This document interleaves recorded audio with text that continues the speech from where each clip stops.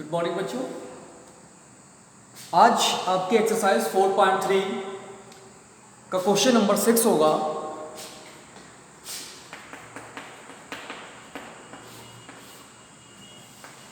हमने आपको question number 1 से लेकर क्वेश्चन नंबर 5 तक स्टडी करा दी है। आज क्वेश्चन नंबर 6 की बात करेंगे। क्वेश्चन नंबर 6 में क्या है हम लोग एक बार जरा समझते हैं। इस क्वेश्चन के according, if the work done by a body on application of a constant force is directly proportional to the distance traveled by the body, express this in the form of an equation in two variables and draw the graph of the line of the same by taking the constant force as 5 unit. Also read from the graph the work done when the distance traveled by the body is 2 units, number first case में and number second में 0 unit आपको बतानी है। देखिएगा, समझते हैं। इन्होंने बोला if the work done by a body on application of a constant force, अगर किसी एक बॉडी, मान लीजिए कोई ये बॉडी है, इस पर कोई कांस्टेंट फोर्स लगा हुआ है, ठीक, तो इस कांस्टेंट फोर्स पर ये बॉडी का जो वर्क डन है वो किस प्रकार से डिपेंड करता है, वो डायरेक्टली प्रोपोर्शनल है टू द डिस्टेंस ट्रैवल। ये कितनी डिस्टेंस ट्रैवल करेगी उस पर डायरेक्टली प्रोपोर्शनल है। तो मान लीजिए फोर्स जो है वो हमारा y है और जो डिस्टेंस ट्रैवल्ड है वो x है। इस तरह से हम लोग सपोज कर लेते हैं। बट जो कांस्टेंट फोर्स है वो 5 यूनिट्स है। बट जो कांस्टेंट फोर्स है वो कितना दे रखा है, वो 5 यूनिट्स दे रखा है। तो हम यहाँ पर y को वर्क डन मानेंगे, y को मानेंगे वर्क डन, क्योंकि फिजिक्स में फॉर्मूला होता है work done is equal to force into distance. तो ये जो फोर्स है कांस्टेंट वो 5 है। कितना दे रखा है बच्चों? 5 दे रखा है। तो वर्क डन की इक्वेशन क्या आएगी? वर्क डन y लिया हुआ है, फोर्स 5 हो गया और ये डिस्टेंस x हो जाएगी। तो वर्क डन की इक्वेशन आएगी 5x। ठीक है, बस इसके हिसाब से हमको इक्वेशन एडजस्ट करनी है। तो यहां पर हम लेट करते हैं, लेट द डिस्टेंस या वर्क डन, चलिए डिस्टेंस सपोज कर लेते हैं, let the distance is equal to x metre. मान लीजिए जो डिस्टेंस है वो आपकी x मीटर है, बॉडी के द्वारा कवर की जाएगी, and work done is equal to y newton. ठीक है, एंड फोर्स, फिक्स्ड फोर्स है जो कि वो कितना है? 5 न्यूटन। वर्क डन जूल में होगा। ठीक है, so y is equal to 5 into x, क्योंकि वर्क डन क्या होता है? फोर्स इंटू डिस्टेंस होता है। तो y की वैल्यू क्या हो जाएगी? 5x हो जाएगी। ये क्या हो गई? इसकी एक इक्वेशन हो गई। इन्होंने क्या बोला था? ऑल्सो रीड फ्रॉम, मतलब ग्राफ बनाना है, इक्वेशन बनानी है, पहले एक्सप्रेस करना है इक्वेशन की फॉर्म में 2 वेरिएबल्स में। तो 2 वेरिएबल्स में इक्वेशन की फॉर्म में हो गया, एक वेरिएबल आपका y हो गया, दूसरा वेरिएबल आपका x हो गया। उसके अलावा आपने अब इसके लिए क्या बनाना है बेटा? ग्राफ बनाना है। तो आप यहां लिखेंगे ग्राफिकल रिप्रेजेंटेशन, ग्राफ वर्क या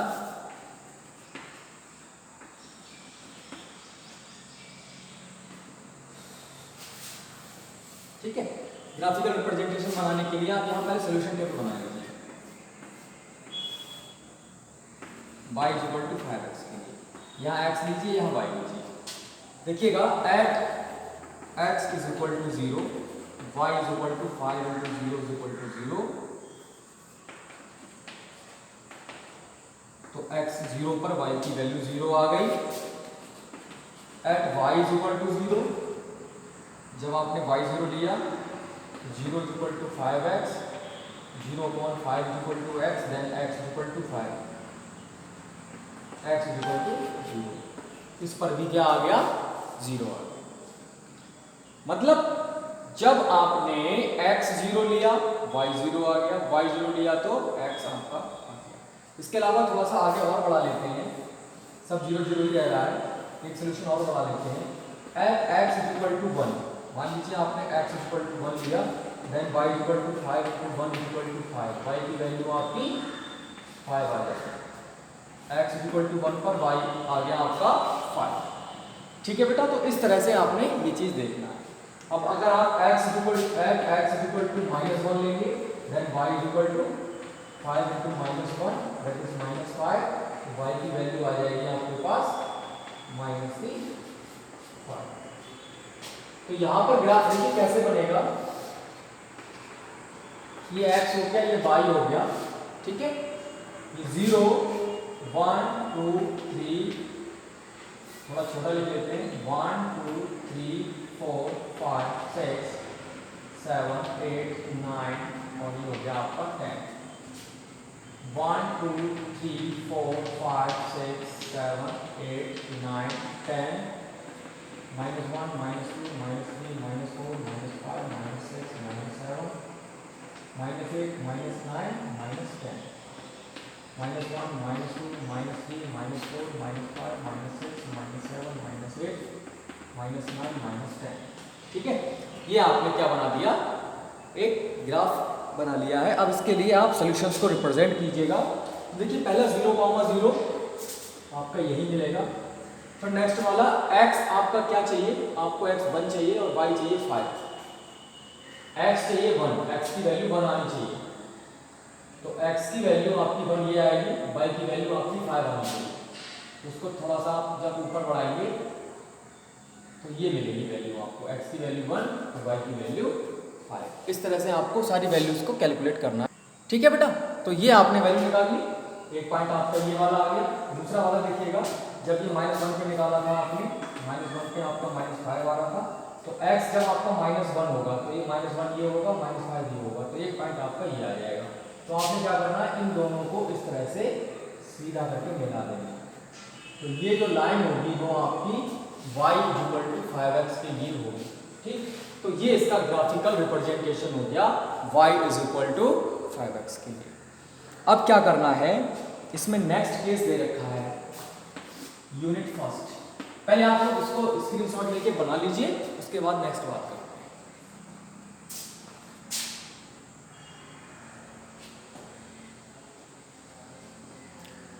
अब इसको हटा देते हैं।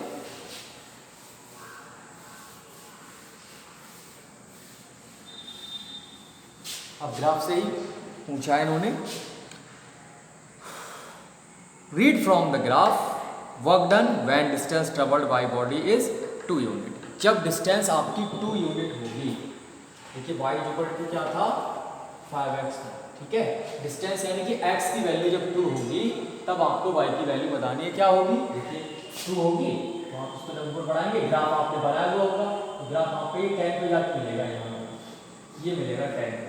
तो at x equal to 2, y is equal to 10 joule. तब आपका वर्क डन कितना होगा बच्चों, 10 जूल होगा।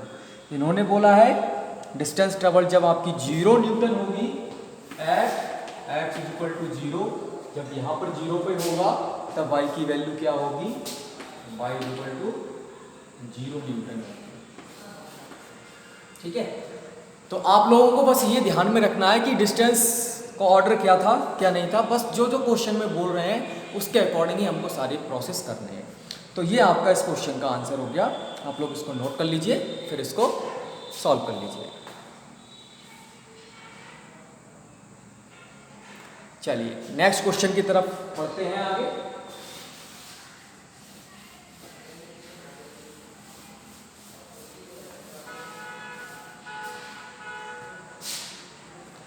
क्वेश्चन नंबर 7 है, Yamini and Fatima, 2 students of class 9th of a school together contribute ₹100 towards the Prime Minister's relief fund to the help the earthquake victims.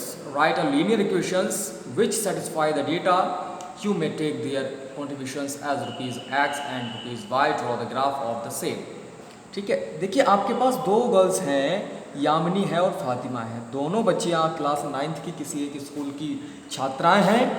वो दोनों एक साथ 100 रुपये कंट्रीब्यूट करती हैं प्राइम मिनिस्टर रिलीफ फंड के लिए, किसी अर्थक्वेक विक्टिम में हेल्प के लिए। अब आपको इसके लिए लीनियर इक्वेशन बनानी है जो इस डेटा को सेटिस्फाई करती हो, जबकि आप उनके कंट्रीब्यूशन को x रुपीज़ और y रुपीज़ मान सकते हैं, और उसके लिए ग्राफ भी उसी इक्वेशन के लिए ग्राफ ड्रॉ करना है। तो देखिएगा हम लोगों ने क्या करना है, इसको लेट कर लेंगे, let Yamini contributes is equal to rupees x and Fatima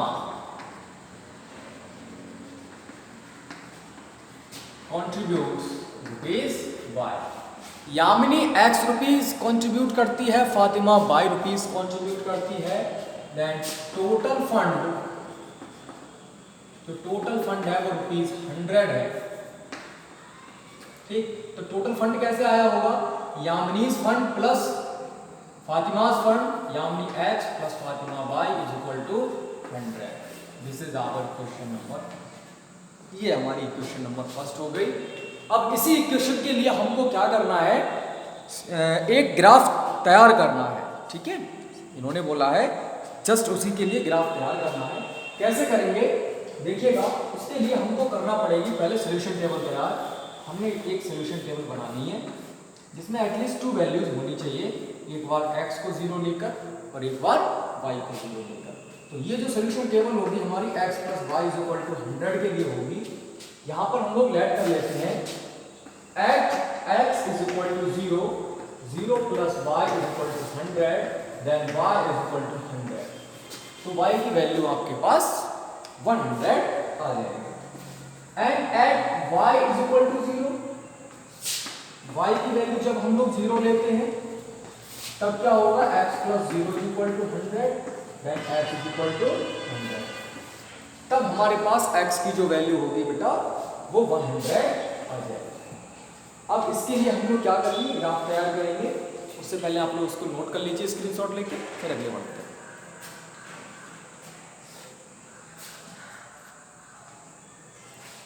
चलिए नेक्स्ट देखिएगा बेटा,